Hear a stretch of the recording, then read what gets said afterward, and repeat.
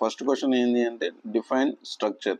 Structure is nothing but it's a user define data type that allows the grouping of variables of different data types under a single name.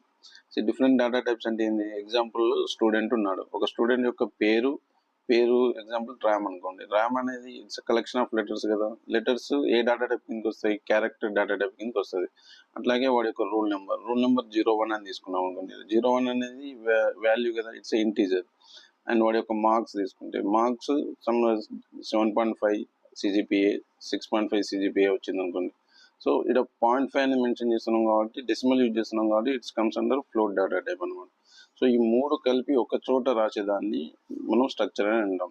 నార్మల్గా అరేస్లో ఏంది, ఏదైనా ఒకటే data type ఒక చోట రాస్తాం. ఓకేనా? ఒక మార్క్స్ ఆఫ్ ఏ స్టూడెంట్ ఉన్నాయి అనుకో, 10, 20, 30, 40 అన్నీ కూడా ఇంటీజర్స్. సో ఇంటీజర్స్ అన్నీ ఒక చోట రాస్తున్నాం కాబట్టి దాన్ని అరే అంటాం. దానికి ఇక్కడ స్ట్రక్చర్ అంటే ఏంది, అన్ని డేటా టైప్స్ కలిపి ఒక చోట రాసేదాన్ని స్ట్రక్చర్ అని అంటాం. అందుకే దీనికి ఇంకో పేరు ఏంది, it is also known as heterogeneous data structure. అంటే hetero means different data types you can use. So next uses of the structure అని చెప్పాలంటే ఏం చెప్పాలి? You can group the different data types, right? అంటే డిఫరెంట్ డేటా టైప్స్ని ఒక చోట రాయగలుగుతాం.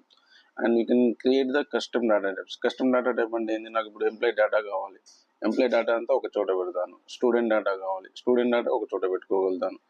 అలాగా ఇలా మనకు ఎవరెవరి డేటా కావాలి అన్నీ ఒక చోట పెట్టుకోవడానికి మనం create the custom data types. అలాగే ఈ డేటా అంతా కూడా ఆర్గనైజ్డ్ లాజికల్లీ అండ్ హైరార్కికల్లీ, అంటే పైనుంచి కింది వరకు, రైట్? ఫస్ట్ ఏం ఉండాలి, సెకండ్ ఏం ఉండాలి, థర్డ్ ఏం ఉండాలి, అలా స్టెప్ బై స్టెప్ హైరార్కికల్లీ కూడా మనం అరేంజ్ చేసుకోవచ్చు, ఆర్గనైజ్ చేసుకోవచ్చు. అండ్ ఫోర్త్ వచ్చేసి building linked data structure such as linked list, trees, graphs, right? ఇది కూడా ఒక structures are the fundamental in building linked data structure such as linked, అంటే ఒకదానికొకటి లింక్ చేసుకోవచ్చు అనమాట.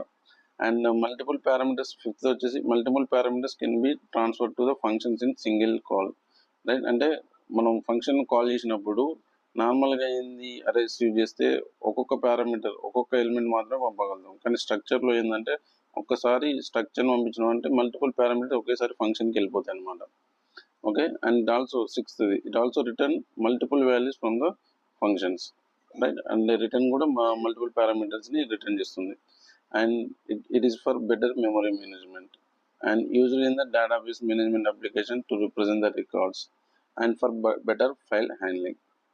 So this is the definition of the structure and use of the structure.